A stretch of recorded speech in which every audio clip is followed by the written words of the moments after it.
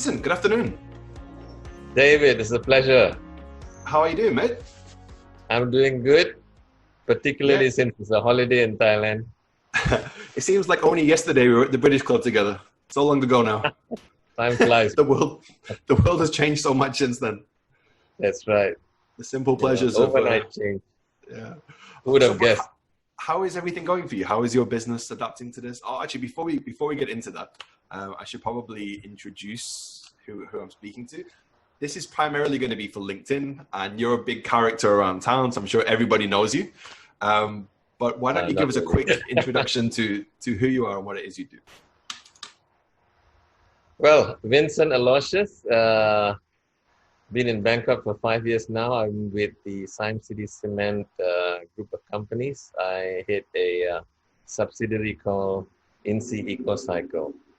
Yes, and we can talk a bit more about the business later. Yes, yeah, we'll get into that. It's a very interesting business, and it's the perfect timing for exactly what you do.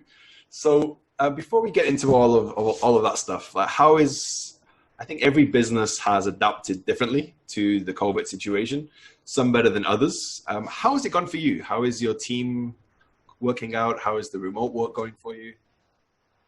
Okay, I think we started with, first of all, this is like a movie, nobody expected something to happen so rapidly and at such a scale. But what really helped us to organize ourselves and not lose our heads was the fact that we had business continuity plan in place. Not perfect, and nothing really prepared us for a COVID-19 situation, but nevertheless, we had a business continuity plan. That sort of helped us to organize ourselves and put our heads together and think about what needs to happen and how rapidly we needed to mobilize people to work from alternative sites, working from home, and all that. I think that's really fortunate for you, because we're a relatively small company, and for us, when it happened, I don't think I took it seriously enough until it was not quite too late, but it was getting there. And I was like, oh no, we're going to have to go remote here. So it was a steep learning curve for the first week or two. So I think, I think for a lot of companies in Thailand, particularly who's gone through companies that have gone through big difficulties, like, we had the major floods and then financial crisis, in the past, that sort of prepared them to have, in place a business continuity plan. Now, it's not something that you would look at every day and freshen up, every month, but still, the fact that it's there, you could, you already have your mind around something like this. Well, I think that I have a lot more understanding for my bosses at those times, because I was here for 2 coups and the flood and all the other fun things we've had over the last 15 years. But I was always an employee, so it was always quite easy. I just got to stay home and take it easy. But yeah, there's a lot of extra gray hairs have come from this from this last month. It's tough to be the boss. Well, you're like a parent, you're responsible for so many people. That's it. When they grow up, they'll appreciate it, I'm sure. A few years from now.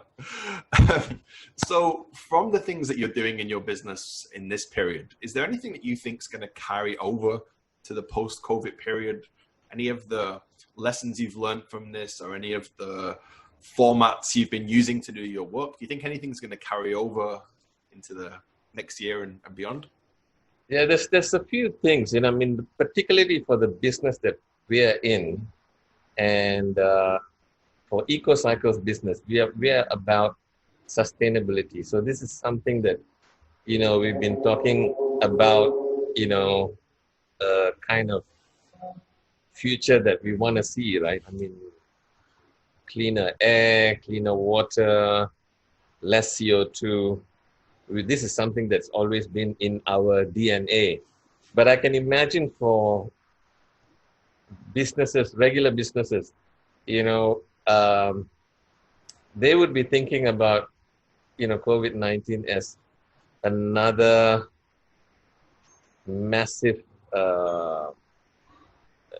destabilizer, or something that's hit you, and then you really need to do something major to keep on going for the longevity of the business, or perhaps even if you don't embrace this disruption and be able to change in a rapid way, you're not going to be around for very long, or your business is going to be shrinking substantially. Yeah.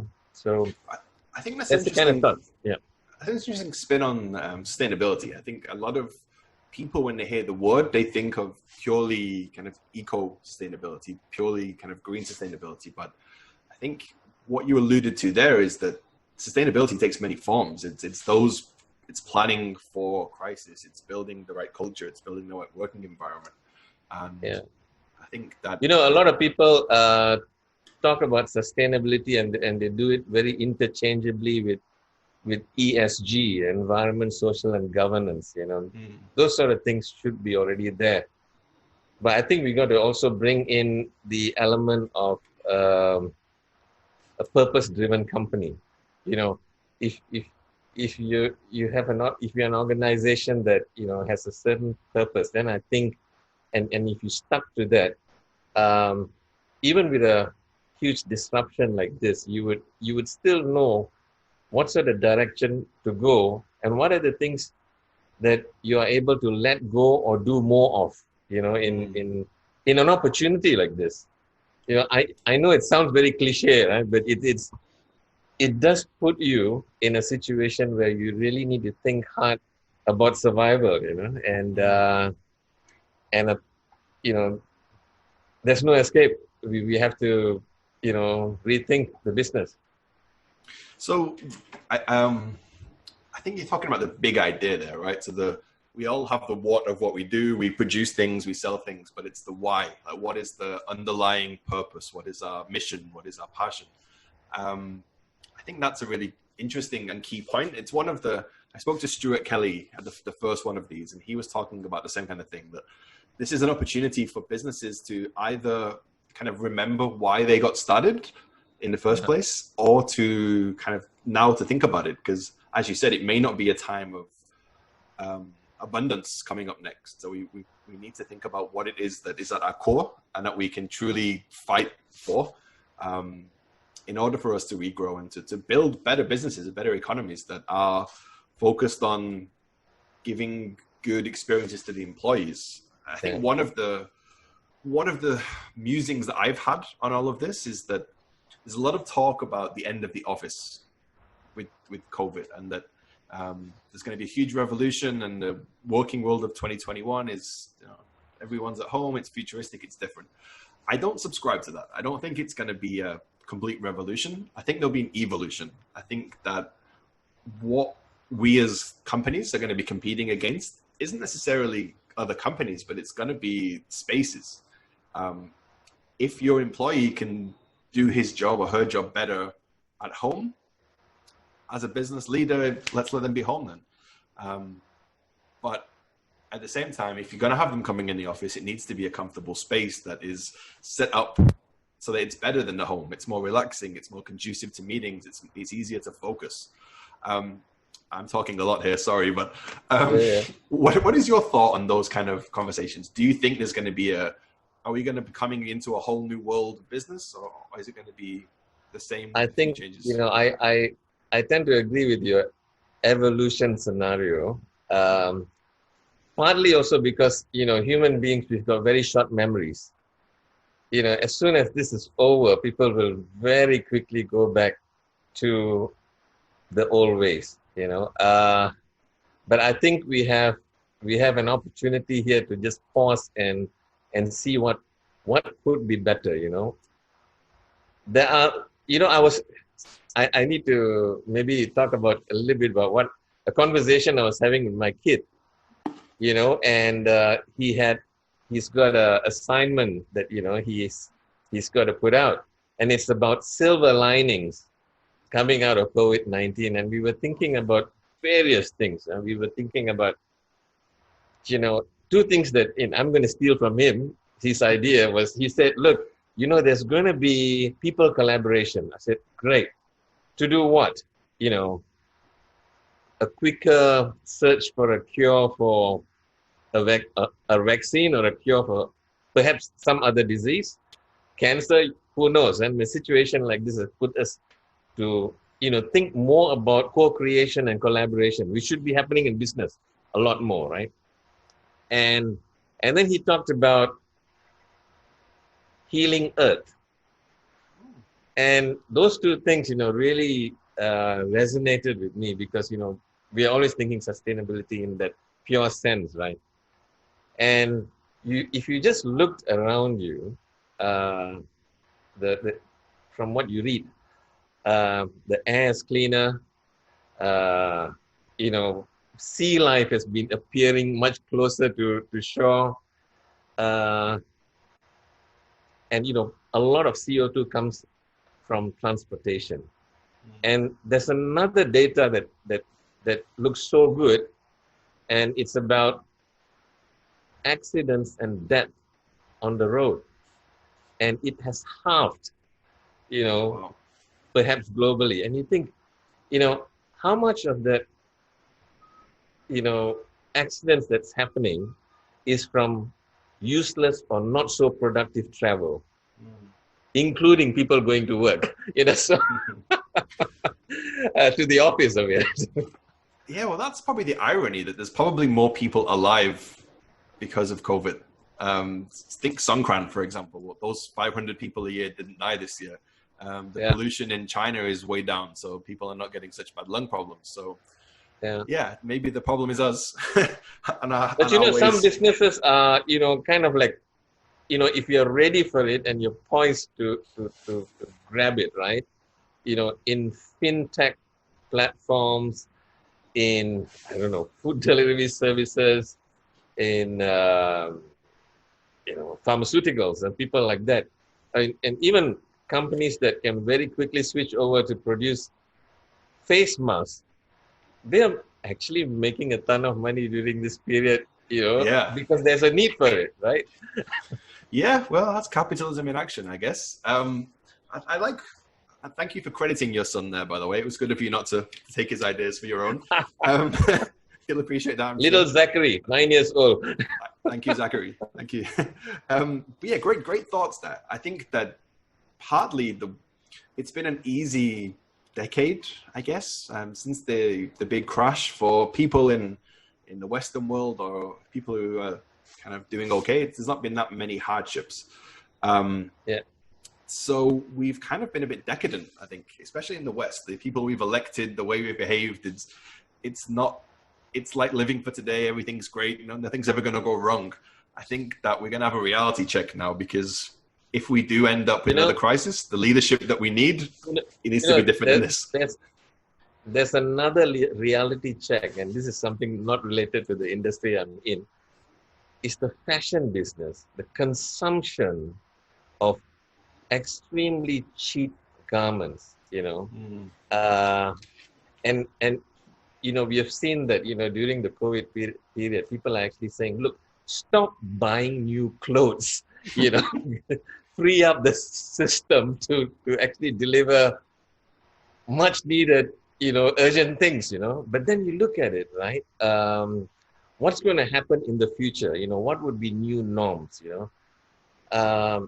you see in the news a lot of conversations around foreign workers and the conditions that they're living in, very close proximity.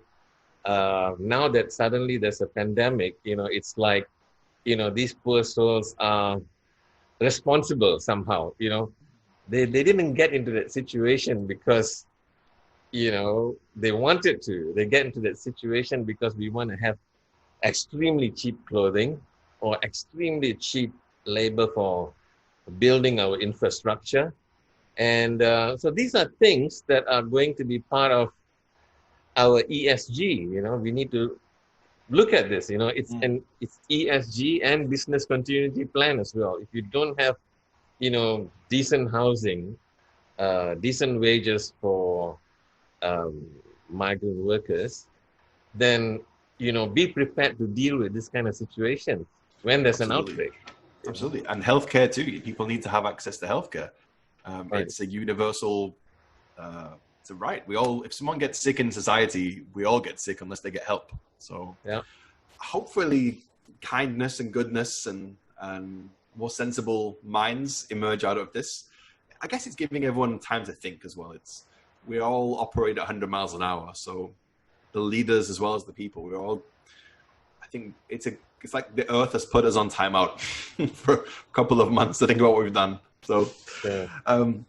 On that topic, I think that the work you're doing is really great.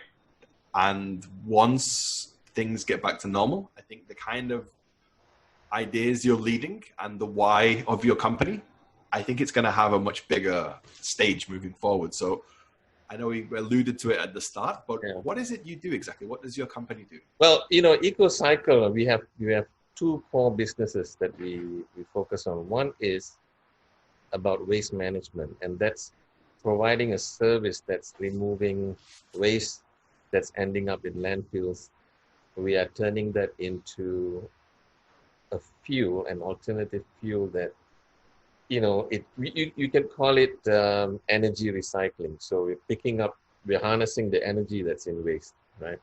So that's one. The other part of the business is an industrial services business, and it's a very specialist cleaning business. We do a lot of decontamination. People work in our guys are very highly skilled, trained people, and they're normally fully geared up in their PPEs, working in a confined space with gases, with toxic elements, in that sort of environment.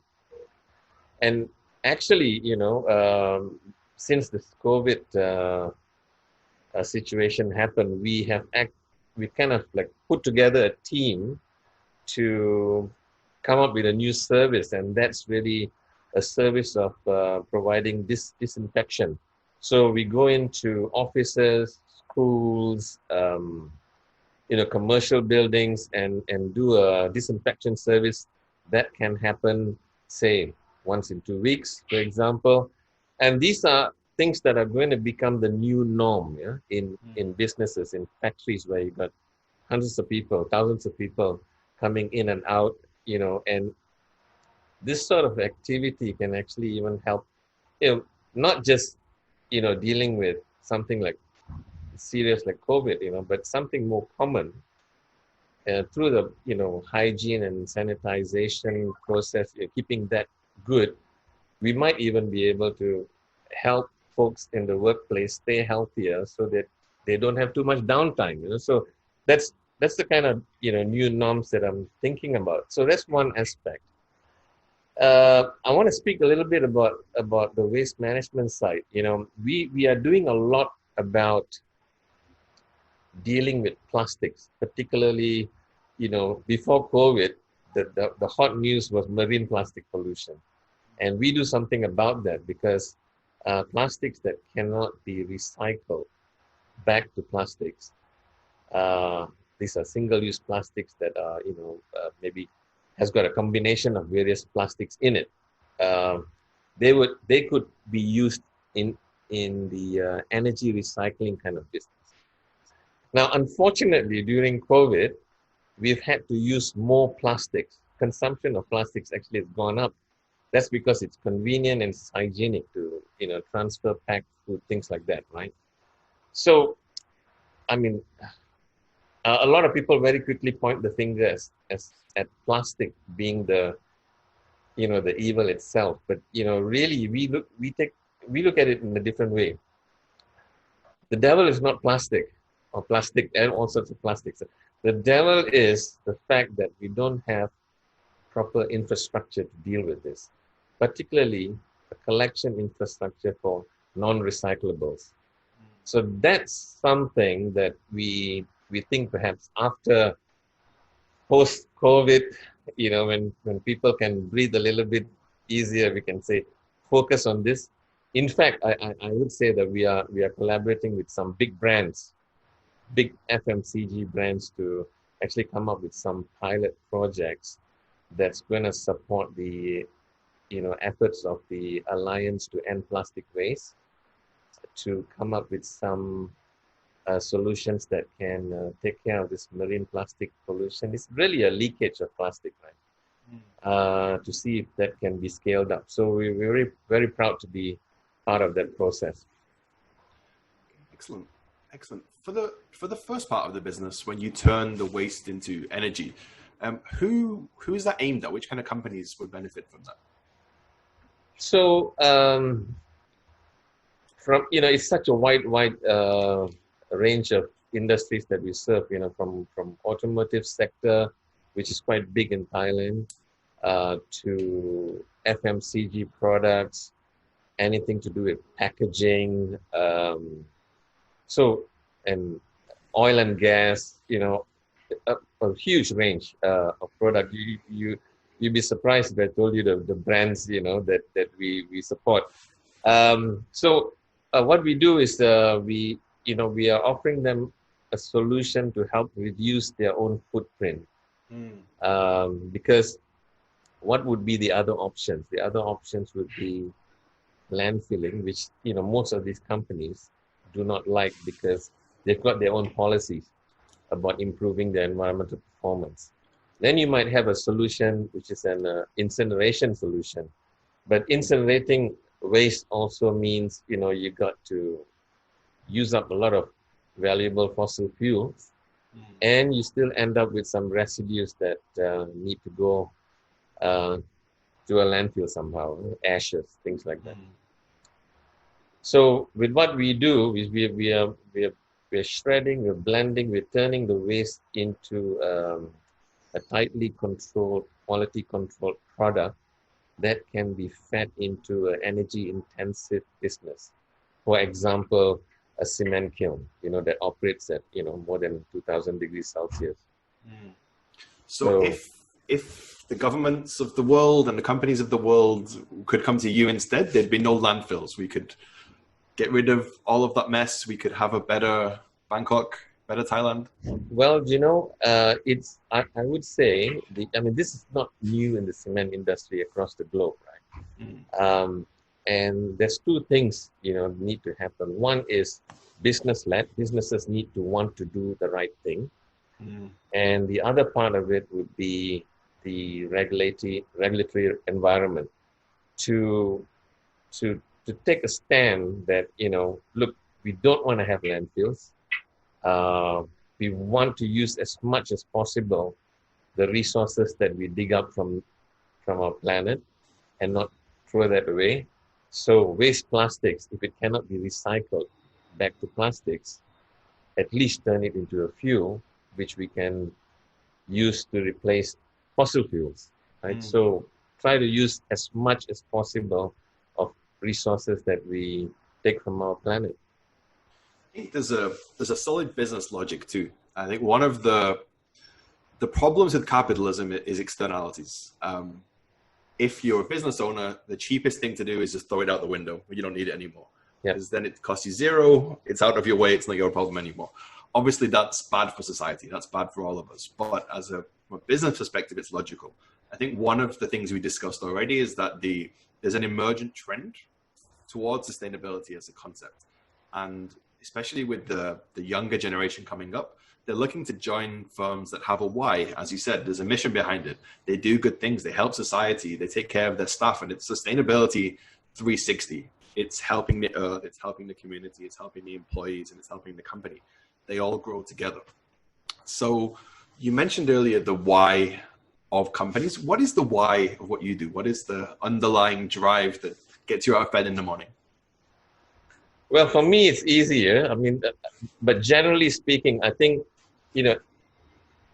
most businesses out there, they want to do something, a service or a product that they can provide to the market that delivers some good, right? So, but in my case, I think just the fact that, you're doing something for the planet, that's a big motivator to get out of bed, which can be quite hard for some people. Yes. But yes. And also it feels pretty cool when I talk to my kid to say, I'm going to do something for Earth today, so Awesome. I can brag about it. Awesome. So are you mostly working at home at the moment? Well, I like to say yes, but no. I'm getting in there because there are some things that I need to be on site for, but it seems to be working quite smoothly without any glitches. We've got about 50 to 60% of our folks working from home. The rest of them are actually, I call our frontliners. We are talking about frontliners in the medical and health services. Hats off to them. But also these guys from my team who have actually need to get to a client site and get the job done physically. For EcoCycle, these guys, and girls are our frontline guys, so hats off to them. And, we're constantly reminding them about keeping themselves safe first, and then, keeping the rest of us able to conduct our business without any disruptions. And so it's really important. Yeah. We're in the same situation. I'm at the office most days, but most of the team still remote until we have a good understanding of what's going to happen. For me, I didn't really enjoy the work from home aspect of it. My house isn't really. I'm not in the right mental space at home. Like when I'm on the sofa, my instincts are saying, "Go and get the popcorn, put on a movie." It's not it's not business planning and big ideas. So that's how it should be. So the office is better for me. While you were working at home, what were the essential things that you found that you needed? Whether they be serious things like a calendar or more silly things like a gin and tonic at 6 p.m. Like, what were the things that you found that you needed to do when you were at home? Working from home? Yeah. I think like you, perhaps the discipline part, it's a challenge. It's a challenge, but we also forget sometimes that we are available all the time, and you want to reach out to somebody else who might be on another call or on-site work, and so I think we need to work around people's availabilities and times as well. But apart from that, not really. I'm able to get in a little bit more exercise than I would normally do. So it works fine. It works fine. Yeah, I think my liver is thankful for there's less events, because usually I'm at an event every day. So I think my body's grateful for this little break in the routine. So before we wrap it up, so last week I spoke to William Malik, who I think you also know. He has a lot of futuristic ideas. Like, he wrote a white paper last year which was called the Future of Work: How to Manage an Empty Office, which I read in November or December, and it was very abstract at the time. Now it's here. What he saw coming actually it came, and he's talking about how basically we spoke about this earlier on, but how office life is going to be all changed. Things are going to be different. What that's taught me from reading his work and from seeing it in action is about digital transformation. I think it was a phrase everyone has been using for the last couple of years. But I think I now understand it better. And it's not that complicated. It's just a case of making sure that everything is digitized. You understand the numbers, how long things take, what the process is, what the process map looks like. Having that information allows for business models to be changed by digital transformation. And that may include work from home. It may be new service lines. It may be dropping some things, as you said, and bringing up other things. But it's really just about making sure you have the data to drive your decision making. There's not really a question to go with that, but have you had any of those kind of... I have a great respect and admiration for William Malik. It's a great guy to listen to, very original thoughts. Perhaps I have much more basic thoughts around digitizations and, how it's working quite well for us now, working from home and all that, right? But, if we didn't have um, stable energy available, if we had disruptions to power, this is not going to work. So that's another area that we need to really look at. The future of energy is something that I I I follow, and I think we need to really do something about speeding up even more renewable energy, because traditional energy, fossil fuels, the oil prices that are crazy at the moment, you know, the only excuse that we hear very often is about stability and of traditional fuels, while non-renewables are having issues with stability and availability and storage and things like that. But all these can be overcome, and there's a brighter future for us if we, and a much more secure future as well. If we want digitization to work, energy security needs to be happening as well, and that's really going to clean up our planet even more. So I'm all for that from that angle. Vincent, obviously you're an expert in this area of renewables and clean energy. What do you think is the major